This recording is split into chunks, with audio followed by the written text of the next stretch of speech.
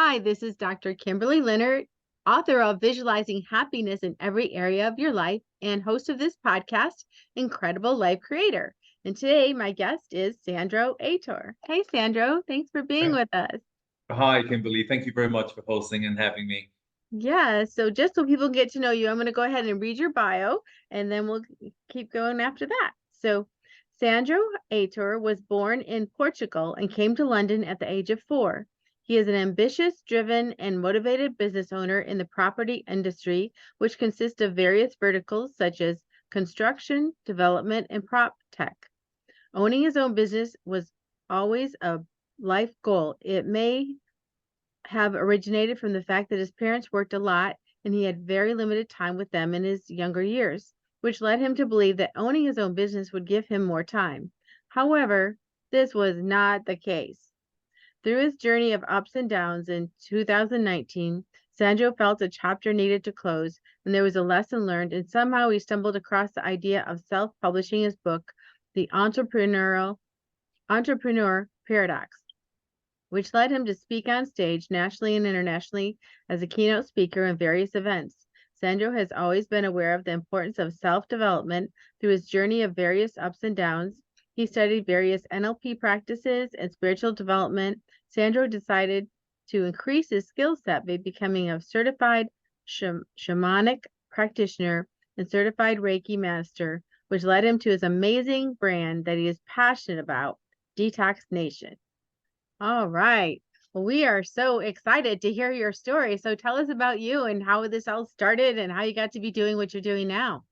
Sure. Thank you, Kimberly. Thank you very much for introducing me. Very, very well done. Thank you. So, again, I was born in Portugal. I came over to the UK when I was about 8 years old. My parents came first. I came second, of course. And growing up in the UK was tough. It was tough. Obviously, I was new to the language for one, and obviously, I'm already aware of speaking and the importance of communicating your message across, making friends, relationships, etc. So that was definitely my first toll. And then like you said, my parents spent a lot of time away, obviously being immigrants coming to the UK in sort of early 1990s. Tough time here in the UK around that time. I didn't get to see them much. So I would get up in the morning, they weren't around. I'll make my own breakfast. I'll go to school. I'll come back. They weren't there. And during the week, I'll see them maybe 2 hours, in the weekday, I'll see them 2 hours a day. I spent most of my time with them on weekends, which, as a kid, you don't notice that you need them until it becomes aware that there was something missing when you start joining the dots in your adulthood, that there was a gap where maybe you didn't have the attention that you probably would have wanted as well, because I would have wanted. It's fair to say that I accept that. And a secondary school was very tough for me. I went to probably one of the sort of lower end educational schools in the UK. They were probably in the lowest five, across the whole of the UK. And so it was tough. It was high on crime. I didn't want to go to school at one point because I just felt that, I wasn't going there to learn. I was going there to just be scared. And that took a toll. Another huge factor and toll that hindered me. Again, at the time, it was all hunky dory. It was just part of life. It was norm. But again, once you start joining the dots again in your adulthood, you start going back and you start, yeah, this is where it happened.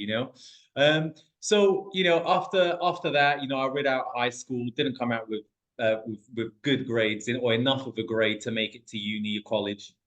So I sort of came into the belief system that it's not how you earn your money, it's how you use it.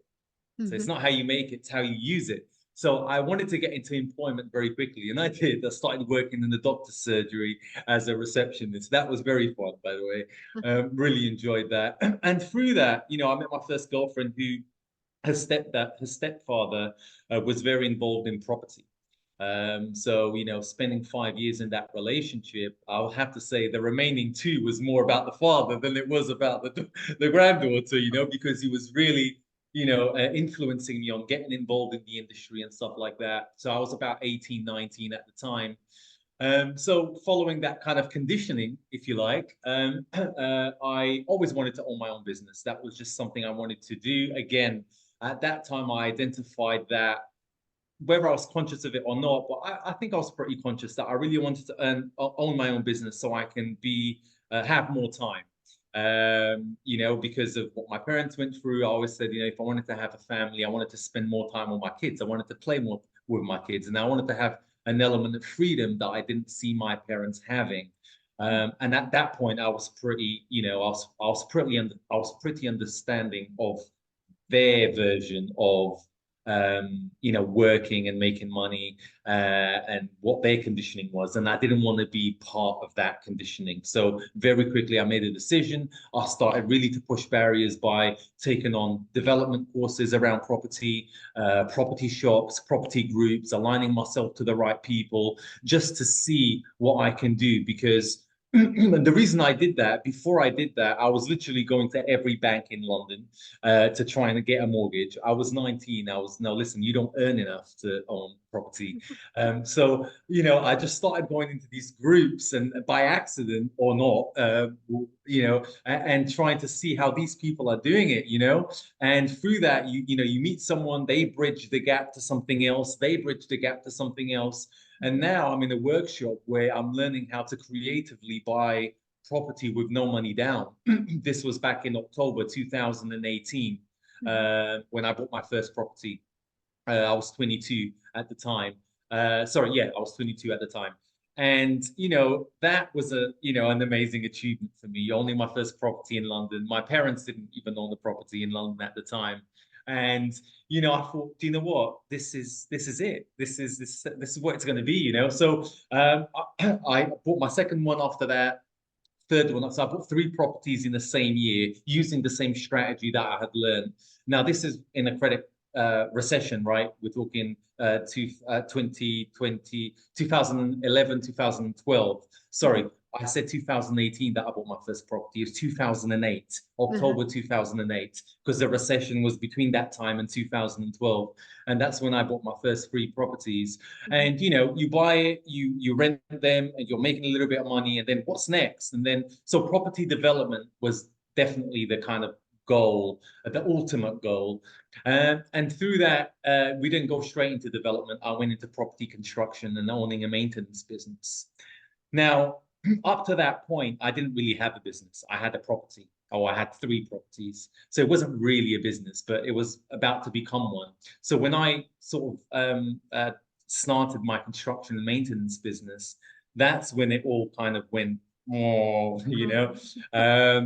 to business. Parents weren't business people. The support system around me, there was nothing there that can kind of support me through my hard times, which was around. I had the first sort of rock bottom experience, if you want to call it that, in 2012. So only 1 year in being in business officially, and that was because I was in debt.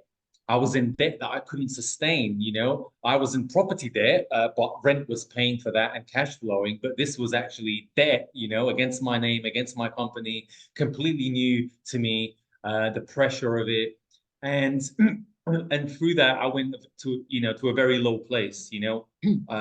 Dark night of the soul, as they call it. Didn't know how to deal with it, and because I've learned to deal with my problems by being alone, because I was alone for long periods of time in my teens and infancy. That's how I kind of dealt with stuff. So I shut away from the world, went into, I would say, a little bit of depression. And I came out of that by working on myself. And this one was I would say, compared to what we're going to talk about, it was a very light way of working on myself. I just kept active, kept going to the gym, tried to go out when friends invited me, because there was a year of no's. There was a year of not celebrating birthdays, years of not celebrating Christmas, because I didn't feel worthy that I was, I felt that I wasn't worthy of being in a celebrative environment because I had nothing to celebrate, basically. And that's kind of the road I went down. Bounced back up, innovated, changed, adapted, started again, doing the same thing, but better. So again, still in construction, still in maintenance, just kind of adjusted a little bit, achieved a little bit of a success, and then had another drop, huge drop, this one. And I think this one impacted me from a business perspective and the personal level as well, because it was sort of a mixed, a love and professional situation that kind of happened at the same time. And then, you know, at this time, I had already, you know, a lot of seeds had been planted in me because I've always been open to spirituality along my journey since I can remember. I love people. I love working with people. I love the way they bridge you to the next step, you know, because that's how it is. You know, but that hibernated in me, and so, but it was still there. But it was hibernating for a while. And in 2016, when I had my second kind of downturn in my life, I decided to take a journey to Peru because before I did that, I did go into counseling a little bit. Because I just couldn't understand why this was happening to me, and my support system couldn't tell me why it was happening to me. And all I could hear around me was, listen, this is business, and business, this has its ups and downs. And I'm like, I didn't accept that to an extent. I accepted that it's challenging. I accepted that you have your ups and downs, but not to the levels that I was experiencing in 2016. So I thought, okay, business aside, I don't need any more business strategies in my life. I don't need any more workshops. I don't need any more mentors to do with business. I need healing. I need to understand myself. I need to accept certain things that I don't know how to. And counseling, the sessions that I did, I mean, they make a difference. They do. They're really, you come out of it and you know, there's someone that's listened to you. I get that. That was nice, but it didn't fix. It didn't fix the problem for me. And this is, I want to make it clear that this is my experience. So I thought I needed to go deeper into the roots of me, into the roots of my spirituality. And I decided to go into Peru. I went into the Amazon in Peru, and I took up on shamanic medicine and practices for 10 days. And after those 10 days, I decided to stay there a further 10 days. And that was probably one of the most profound experiences I ever had, because I went to places that I don't think your modern medicine or counseling would get me there. So I went really deep into myself, and you know, did various methods of healing there with a very well-known shaman, Don Lucho.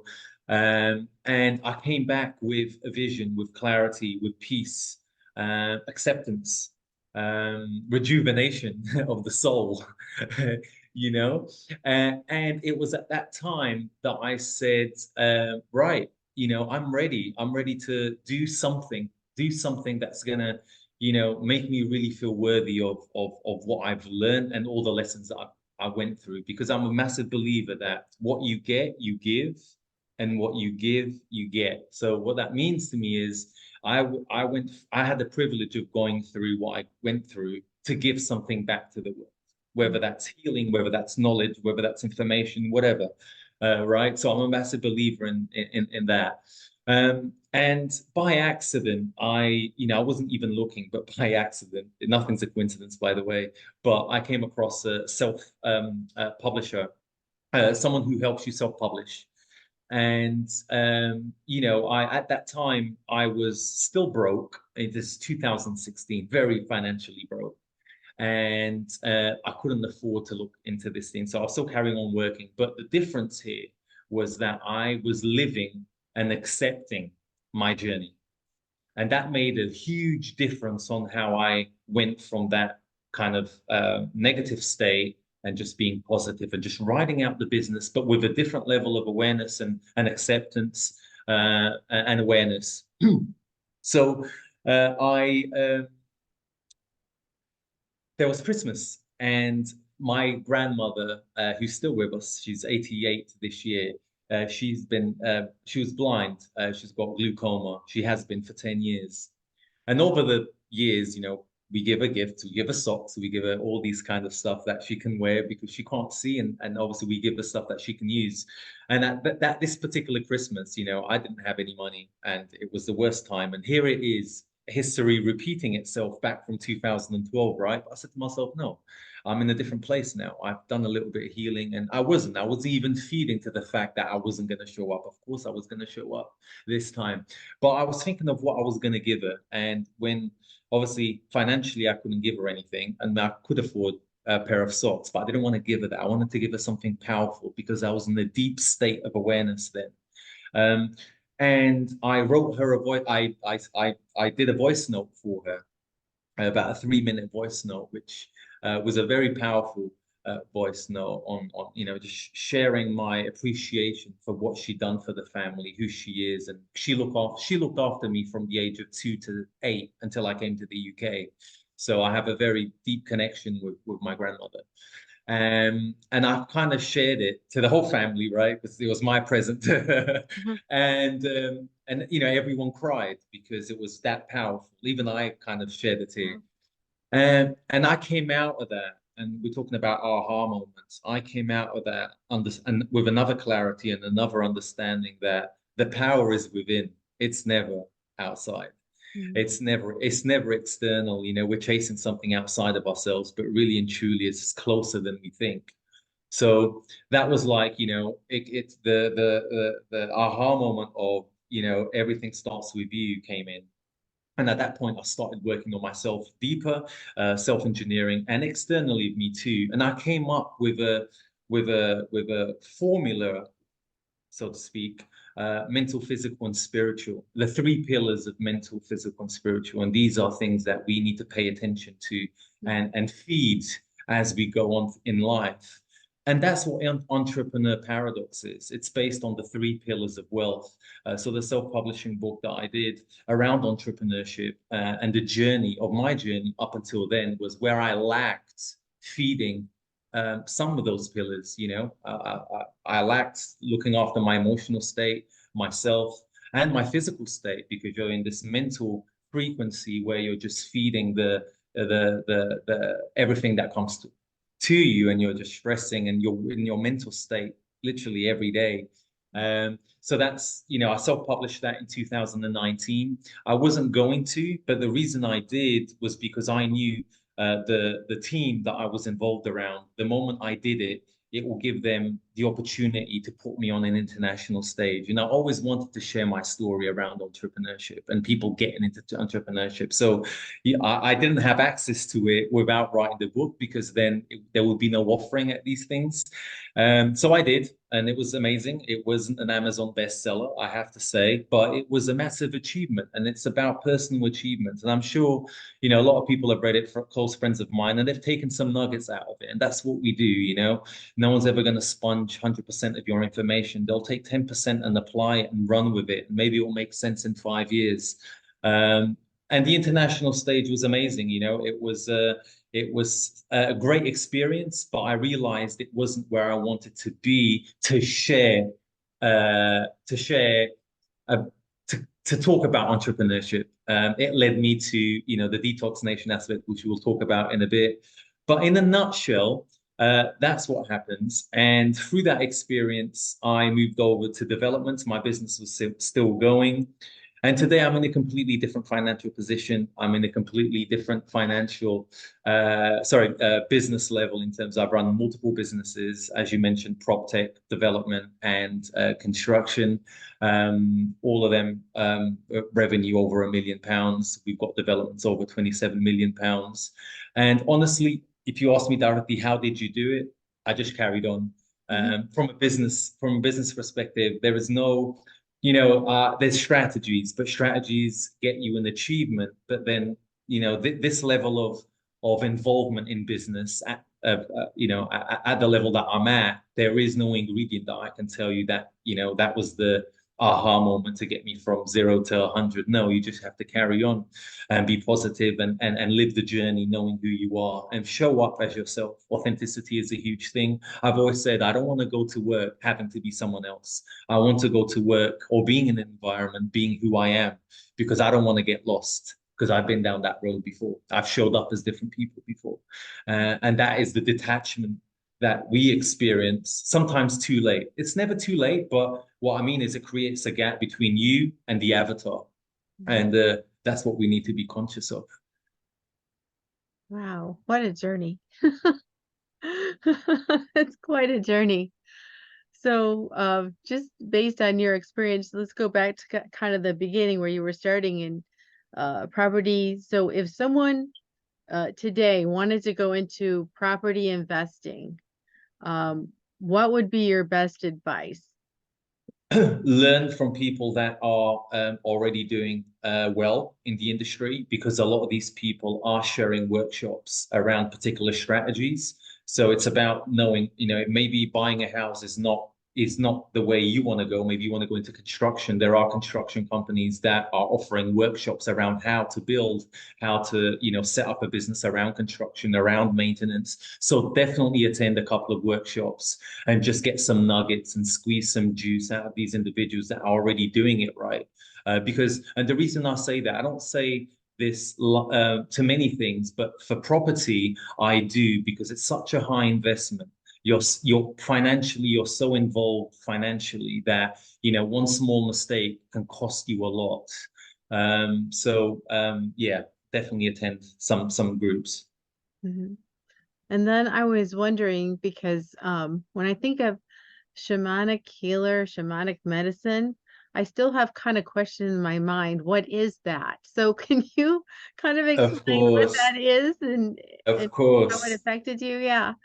Of course. So when I back in 2019, when I published my book around the three pillars of wealth: mental, physical, and spiritual, I had to accept that there has to be some energy work feel to this healing process, because when I work with clients on a healing session, for example, it's not all energy work. It's mental, physical as well. We need to understand what you're doing on a physical level for you, what you're doing on a mental level for you, and what you're doing on a spiritual level. And when I say spiritual, I don't want to lose the audience. It's not religious, it's energy work or emotional work, but I wanted to add energy work to it. So shamanism, it's probably one of the oldest healing practices. And because we work with the energy field, the seven chakras, where, it's our life force from a Hindu mythology. And basically what we tend to do is when our life is going in different shapes and we don't know where we're going and everything's cloudy, there's no clarity, the likelihood is that there is an alignment issue with your energy chakras. So shamanism allows us to align those chakras through multiple sessions by using different earth tools, rattle, and various others tools that we can kind of use to, one, understand if the energy field is stable and shift them. So that's one way. But also, what I did in Peru was deeper than that. It was actually a ayahuasca medicine. Ayahuasca is a combination of the cocoa plant, and forgive me, I forgot what the other plant is, but it's a mixture of two herbs, and you drink and you enter an altered state of consciousness. Where it takes you down. And just to give you the beauty of it, it's not, a lot of people deem it as a recreational drug. It's far from a recreational drug. It's medicine that, and the reason it is, I'll define it now, is a recreational drug. You probably give it to 5 people and they'll probably act the same way. Ayahuasca, you give it to 50 people in the room. Normally, it's a group of this size, and all of them have individual experience, because it's all to do with self. It's all to do with what they need to deal with and things that they need to work on. And that all comes out in these collective group sessions. So, yes, it's a shamanic healing practice, but as well offers a lot of medicine, different levels of medicine to help you. Just to give you an example, ayahuasca is equivalent, they say, statistically, to 10,000 hours of your normal counseling. So you can already see the level of, how aggressive it is, but in a good way. And because of my connection to it back in 2016, I thought, where I am, I was always very connected to the art. I was always very connected to the practice. So I thought I'll embrace it and study it and certify myself as a shaman, because I think that's where I'm aligning myself to in the next chapter of my life. And Reiki, same thing, but it doesn't use any tools. It doesn't use any kind of substances, if you like. It's about again, aligns to the seven chakras. It's all around the seven chakras because that's our energy field. Also ancestral, things that we bring here on a deeper note, if you believe in reincarnation. But we work with that. But it's all hand connections between us and the client. And I thought it would be a great tool for me to have, because it doesn't only give me awareness in my sessions when I'm dealing with clients, because it gives me a really broad understanding. Because, like I said, I did a lot of NLP before. And I think everything that's out there is powerful, and you can definitely benefit from anything that you see. I'm a believer of that. But I'm also a believer that, based on my own journey, that there's a timing. NLP, you come out of an NLP session. I used to come out of an NLP session. It was fantastic. It was great. I'm powerful. The next 2 weeks, I'm great. The third week, it comes down. My motivation goes down. I lost a little bit of a connection to what I just learned. Yeah, I get it. I understand it. Let me try. You lose it a little bit. And the reason for that is because we live in a marketing machine. This world is a marketing machine. We're bombarded with so much information. We don't know what's real. We don't know what's true. We don't know if that will work for me. And learning and just addressing NLP for what it is great, but it may not suffice for what you need. So what I try to do is try to collaborate every element of what worked for me. I had to have a physical plan. I had to have a mental plan, and I had to have an emotional and energy plan, because even though we don't see it, doesn't mean it's not there. So my blocks were there at an energetic level. I couldn't see it. No counseling can see it. Yes, you can shift, but NLP wasn't working for me. Positive thinking wasn't working for me, because sometimes these things are rooted deep, and sometimes you need whatever else exists. And shamanism was what existed that worked for me, I guess. Yeah, and when I was thinking about you using that herb and going into the alter state, we hold so tightly to our identities. Even if we're saying we want to change, we want to be this person, we want to have this success, and we see it clearly, and we set our goals, our SMART goals, everything everyone tells us, but we're so attached to the identity that we're in, Yes, and there's so much tension between that and the next place, and we just don't know how to exactly. get there. So when you use that herb, which kind of basically made you kind of let go, right? It just Exactly that. let go. It allows you to maybe choose something else as you're going through. So when you're going through that, um in that altered state, um do you make new decisions? How is it that you come out differently after being in the altered state? It's a very good question. It's a very good question. The way I like to explain it is, imagine sitting down and pouring a water bucket on your head, or a cup on your head, a cup of water on your head, and the water's dripping down, and you know where it's touching. But imagine now the water filling up holes in your body that you didn't know you had. Mm. So it's almost like, you become aware of things that are affecting your growth, and are affecting your peace, and are affecting your stress. So it's very, some things can't be explained. They need to be experienced. And ayahuasca is definitely one of them. For me, it's really hard to articulate, because you are experiencing a feeling rather than, someone talking to you. It's literally experiencing a feeling. And the way I can articulate in the best way is, I had holes that I didn't know existed, but were being nourished through that experience. And through that, it was like, wow, Wow, like really, and you just start to have loads of aha moments, and things that and the love that you experience is definitely unconditional. The closest thing that I felt to unconditional, and a lot of people say the same.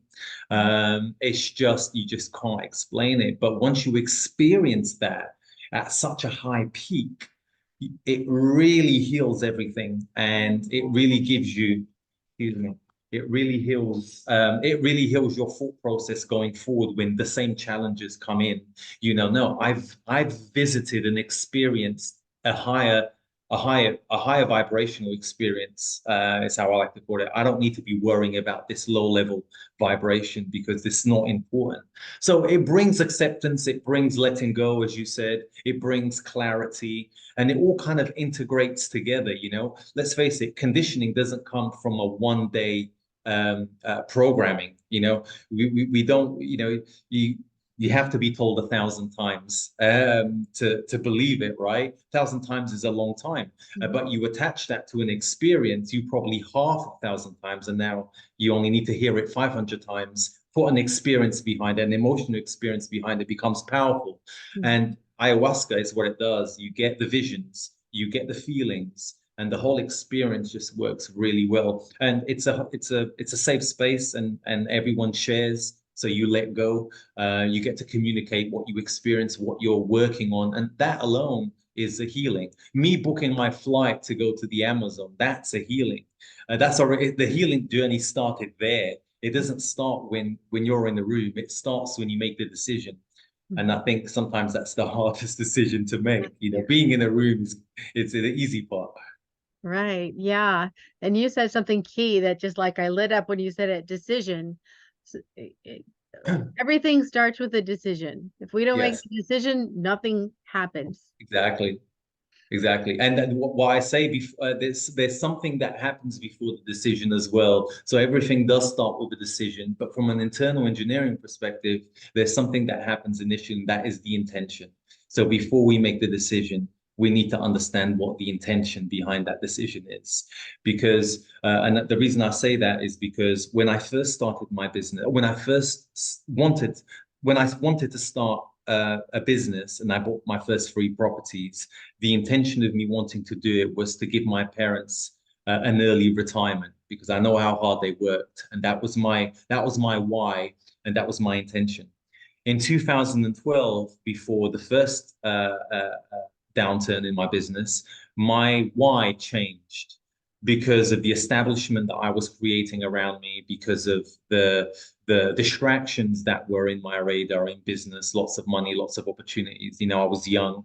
The why changed, and it fell apart because it just wasn't strong enough. So I do believe that intention is important. So when you do book a session with either a counselor or a healer or a motivational speaker, you need to understand why you're doing it. And it needs to be powerful because there's 7 billion people on the planet. Why do you get to live how you want, where you want, and have the experience you dream of? Why do you get to live that? So I think it's important that we kind of really put that out into the universe. Yeah. I was thinking, of your childhood where you were kind of alone, and people have all sorts of childhoods. Some people it's very peaceful and nice, but some people have, traumatic or violent childhoods. And the thing is, you see people who come from like a very violent childhood, and they're very successful and they're happy and they're doing well. And you might see someone else in the same situation and they're doing horribly in life. And what is the difference? Is it self-awareness? Is it what is it? So it can be a combination of things. As you can only run from you for so long.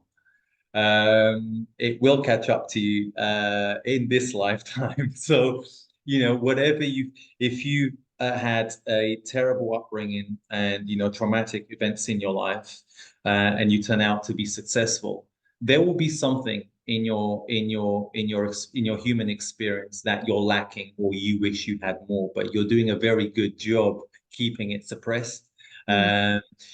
Or you're sacrificing important relationships in your life. Maybe, your spouse, maybe your kids, maybe your relationship with, society. So there will be something there, regardless how good it looks from a success level or an achievement level or career level. There will be something on the other side that doesn't quite align to what we're seeing on the outside. And equally, a good upbringing, but not necessarily much success. It's up to the individual to do they want it, and if they want it, then we can have a conversation. But if they don't want it, it's okay, they're happy where they are. They need to accept where they are and be who they are. Mhm. I think that's how I look at it without going into too much depth. Right. So what should our relationship look like with ourselves? Like, how do we know if we're self-aware? What questions should we be asking ourselves? Where can we start? Because you did all sorts of different healing modalities. If Mhm. someone's saying, okay, I do want to be at a different place than I am, I'm unhappy or I'm unsatisfied with life, where do we start? We start by looking at routine habits. So we start very gentle and we start probably in the physical pillar, if you like, and we understand what the person's daily routine is, what they do, what they don't do. And if exercise lacks, then there's something there already, that time to self, and what does that time to self look like? Is it walking in nature? Is it reading a book? Is it really being in a meditative state? But I don't mean with your legs crossed and your eyes closed. I don't mean that. Just being, just giving yourself time and permission to be alone, no distraction. So is that an ingredient in your physical life? Do you take note of those pointers? So that will be kind of the first thing. I'll look at habits and I'll look at routines, and then I'll look at the mental state.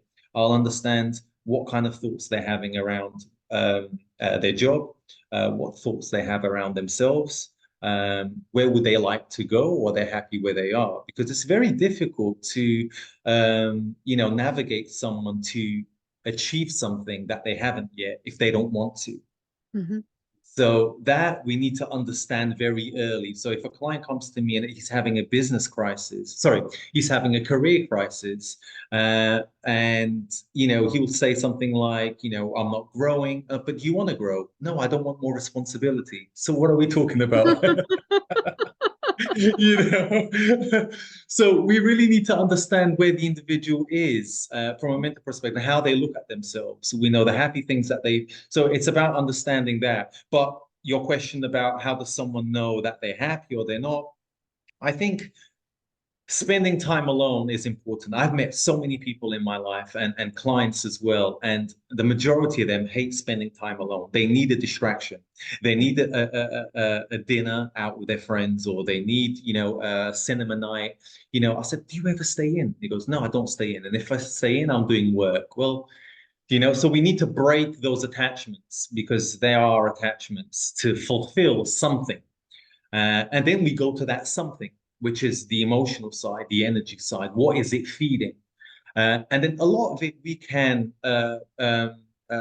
dissolve and kind of navigate through in these type of sessions. But a lot of the time, Kimberly, I have to say, I have to take them into an energetic level where they lay and I practice some Reiki or some shamanic practices on them to enable them to let go.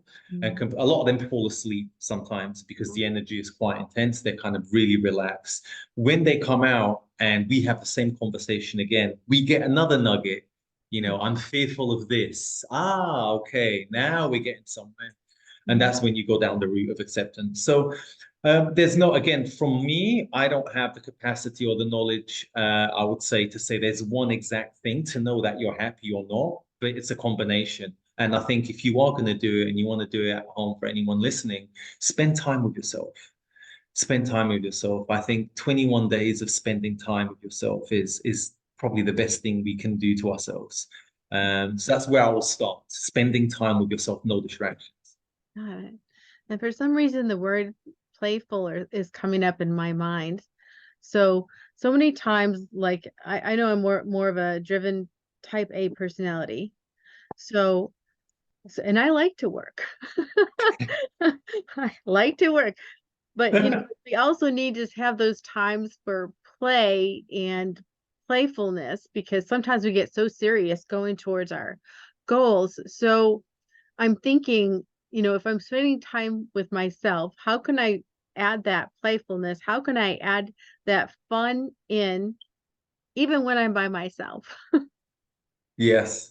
Yes. And Kimberly, do you know what? You're absolutely right. If finding time to play, and I've learned to play again because I'm a new dad and I've learned to play for a very long time. And it's absolutely amazing. You're in the moment and you get taken into their little world. So absolutely. But the reason I didn't come out with that first is because when I was going through my, time and my dark time of the soul, I got called out many times to play, and I couldn't see myself having enjoyment in any environment. Oh, So again, I want to give, and I'm sure there's individuals out there like myself that probably don't see themselves wanting to play or worthy of playing when they should be doing this or that, or paying attention to this guy, or spending time with mom, or looking after their business.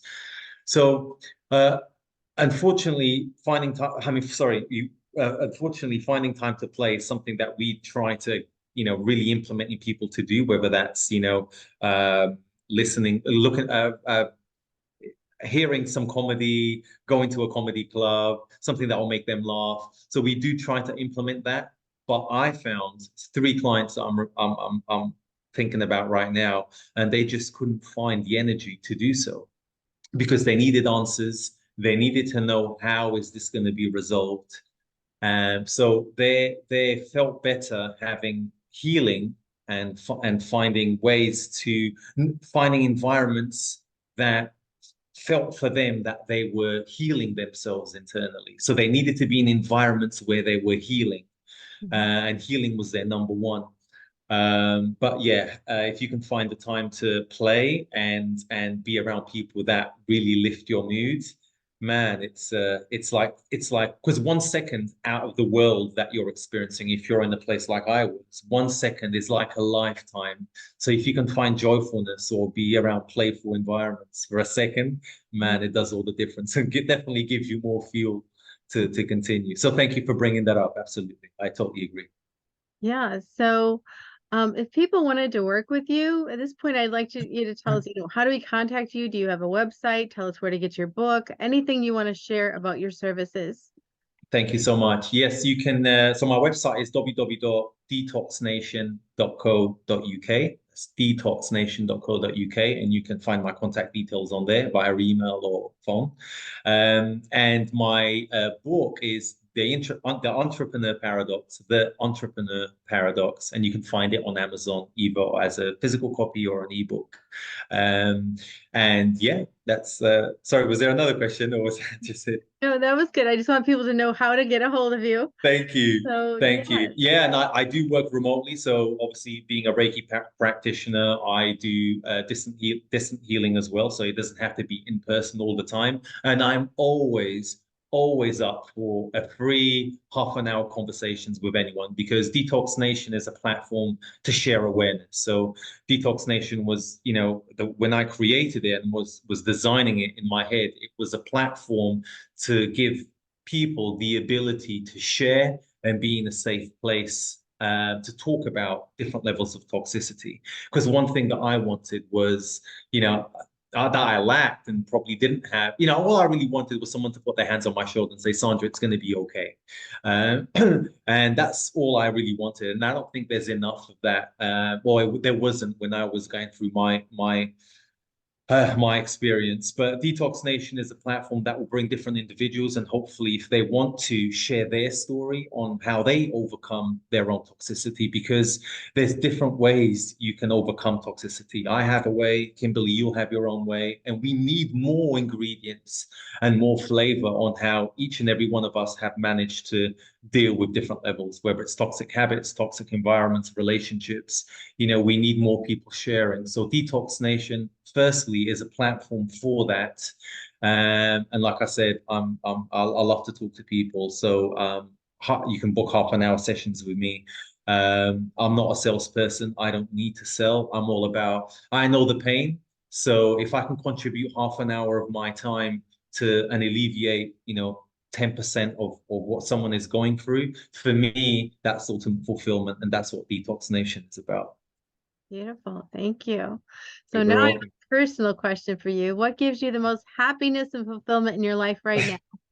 Right now, it's definitely my little one, my little boy. Like and again, you understand. I'm giving him everything I have in terms of attention, because I lacked that, and that he's definitely bringing me the most joyful moments in my life on a daily basis, and it's something that's priceless. And again, you learn. You sometimes we think that we're the ones that are teaching or educating or showing the know-hows, but really, if we listen, again, if we pay attention, they're actually teaching us way more than we think we're teaching them, because he's 17 months. There's not much I can teach him but be available. But already he's teaching me Mhm. life for what it is, and how it should be. So yeah, thank you for asking. So, yeah, well, thank you so much for being on the podcast and for your wisdom. It's been really wonderful. Thank you. Thank you, you too. Thank you for giving me the opportunity to share a little bit more about me and obviously the Detox Nation brand. I appreciate Yeah, so I have one last question before we finish. What is it. your best advice on living an incredible, amazing life? Incredible. Wow, that's a really deep one, and one that I'll need to pull on a few strings from different places. But I think my ingredient is, if you can navigate or find a system to help you finding peace in different verticals of your life, peace will be everything. For me, I just wanted to be peaceful around money stress, peaceful around relationships, peaceful around everything. So if you can find a system that works for you, that gives you peace, do that day in, day out. Because if you can find peace in every moment, then your life will be an abundance of joy.